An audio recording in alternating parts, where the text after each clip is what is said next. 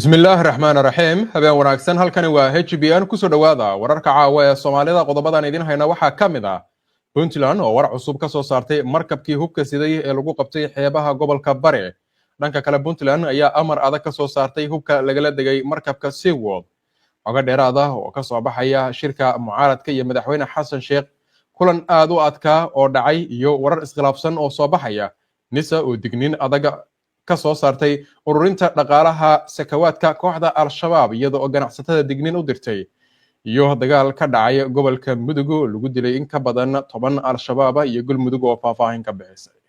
dhammaan ummadda Soomaaliyeed gaar ahaan kuwa ku nool qurbaha ee danaynaya barashada culuumta shariicada islaamka qaybaheeda kala duwan waxa loogu bishaaraynayaa in macadka Ibn Abbas uu soo kordhiyay qayb cusub oo online ah waxaana kamid ah culuumta shariicada oo ilaa 6 qaybooda barashada af Soomaaliga iyo Carabiga quraanka kariimka dadka waaweyn iyo caruurtaba ka sixidda carabka ruuxa dhigtay hadda koor higaada Carabiga oo ilmaha si fiican loo fahamsiin doono insha Allah iyo culuumta kale ee quraanka wixii faahfaahin oo dheer waxaad kala xiriirtaan nambarada shaashada kaaga muuqda soo dhawaada mar kale daawadayaal wararkeena caawa waxaan ku bilaabi doonaa war degdeg ah oo hadda naga soo gaaray Hargeysa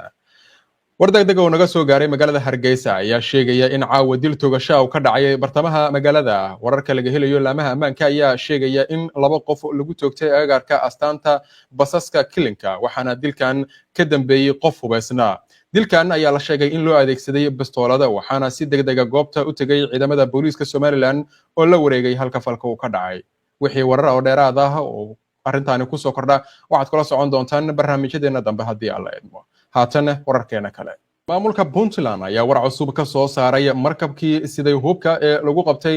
xeebaha gobolka Bari dhanka kale maamulka ayaa amar adag ka soo saaray hubka lagala degay markabka Seaworld maamulka Puntland ayaa si adag uga hadlay markabka lagu magacaabo Seaworld oo ay sheegtay in uu muddo 2 maalmood si sharci darro ah ugu sugnaa xeebaha magaalada Bareeda ee gobolka Ras Casayr ee Bari isagoo aanu wax codsi caawimaad ah u dirinin maamulka Puntland isla markaasina xambaarsanaa hub cad oo sababi kara qatar amni warsaxaafada rasmi oo ka soo baxay wasaaradda warfaafinta Puntland ayaa lagu sheegay in markabku jabiyay sida qoraalka lagu xusay xeerarka caalamiga ah ee lagu hago badda gaar ahaan qodobka 19aad ee heshiiska qaramada midoobay ee UNCLOS kaasi oo mamnuucaya in markabka hubeysan oo si qarsoodi ah haduu u soo gala biyaha wadan kale ay tahay inuu soo ogeysiiyo waxa sidoo kale lagu xusay in markabku ku sugnaa aag dagaal oo lagu beegsado kooxaha lagu magacaabo argagixisada sida kooxda ISIS Daesh taasi oo cabsi dheeraad ah ku keentay amniga gobolka Puntland waxay sheegtay inay xaq ay u leedahay in ay baarto hubiso isla markaasina talaabo ka qaado markab kasta oo si sharci darro ah ku sugan biyaheeda iyada oo xustay inay baaritaan rasmi ah ku wado si loo ogaado cidda iskale markabka waxa uu wato iyo ujeedada dhabta ah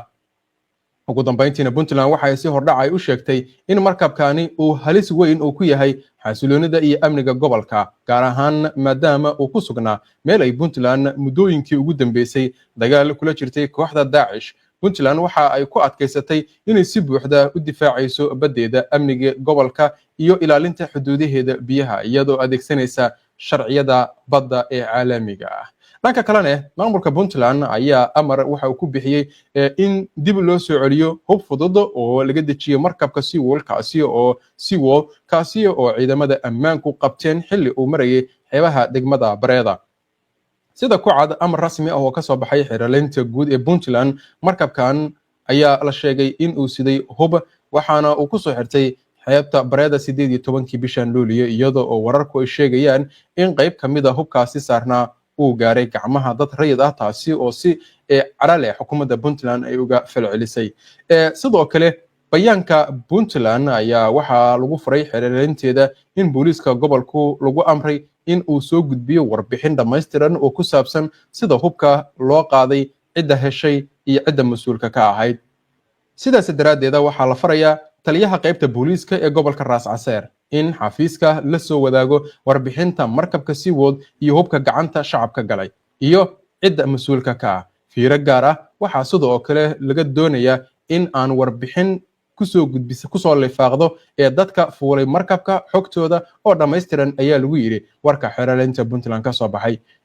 ujeedada baaritaankan ayaa ah sidoo ay sheegtay xeerlintu in la helo cidda mas'uulka ka ah arrintan isla markaasina dib loo soo celiyo xasiloonida ee gobolka.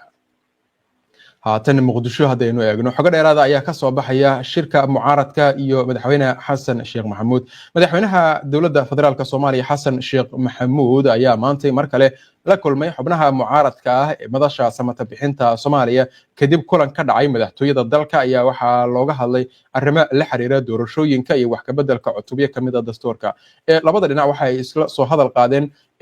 maqnaanshiyaha dowlad goboleedyada Puntland iyo Jubaland ee shirarka wada tashiyada qaran. inkasta oo si cad ay ugu hor yimaadeen labada maamulba habka ee dowladdu ay u wado wax ka beddelka dastuurka iyo jihada cusub ee doorashooyinka, taasi oo sii horisay xiisadda siyaasadeed ee dalka. labada dhinac fila Soomaaliya iyo xubnaha mucaaradka weli wax faahfaahin ah kama aysan bixin shirka iyo qodobada ka soo baxay. madasha mucaaradka uu hogaaminayo madaxweynihii hore ee Sheekh Shariif Sheekh Axmed ayaa waxay ka kooban yihiin ra'iisul wasaareyaal hore iyo madax kale oo meeqaam sare leh. madaxweyne xasan sheekh maxamuud ayaa isku dayaya inuu xalliyo tabashada xubnaha mucaaradka ee dowladda, inkasta oo kulanka aan wax dheeraad ah laga haynin marka laga reebo in ay wada kulmeen. kulankii hore ee labada dhinac ku yeesheen madaxtooyada dalka 3 bishan Luulyo ayaa waxaa lagu ballamay in la isugu soo laabto 20 Luulyo oo maanta ku beegneed si loo sii amba qaado qodobada horey looga dooday. labada kulan ee hore ee dhinacyada dhex maray ayaa waxaa la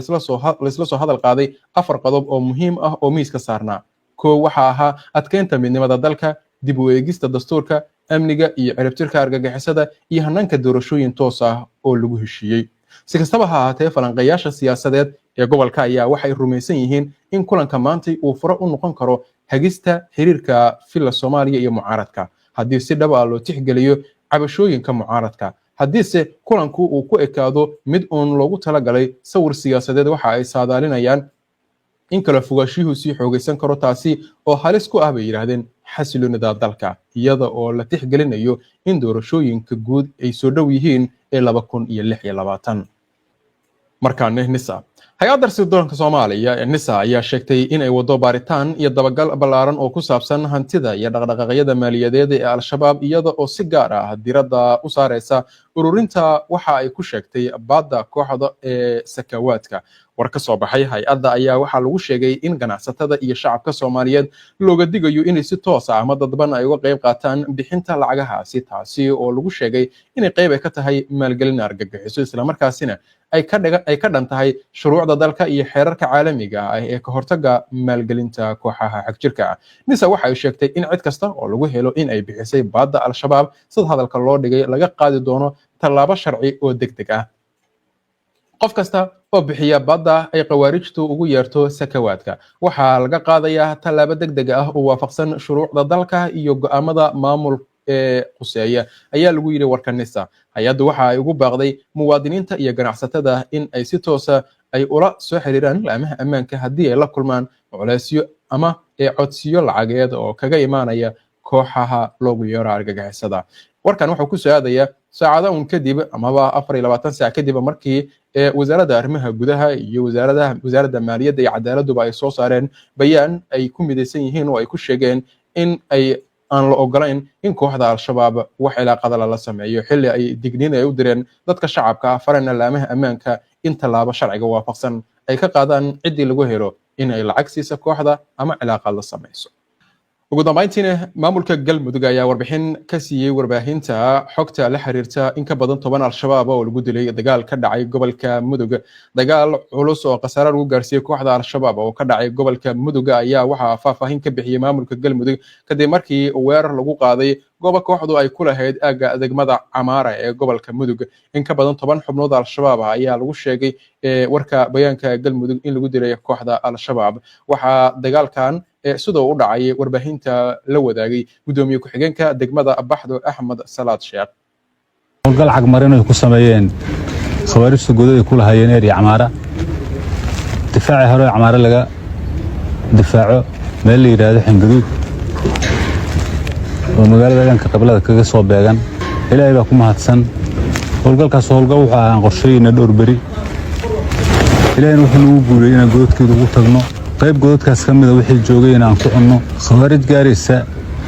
ilaa 11 meesha ku baqtisoon meedkooda waqtigooda anagu aragnay hubkoodana gacanta ku haysanaa ka soo qaadanay ilaahay baa ku mahadsan meesha waxay kaga jireen jidgooyo ay ku dhibaateynayaan shacabka Soomaaliyeed iyo deegaanka dadka degan oo ay xoolahooda ka baadayeen naftoodana xaqirayeen dulmi cadna ay kula kacayeen waa tahay qodobkaas ay ugu dambeeyay wararka caawa ee Soomaalida ee HBN idinkaga imaanaya studiyihiisa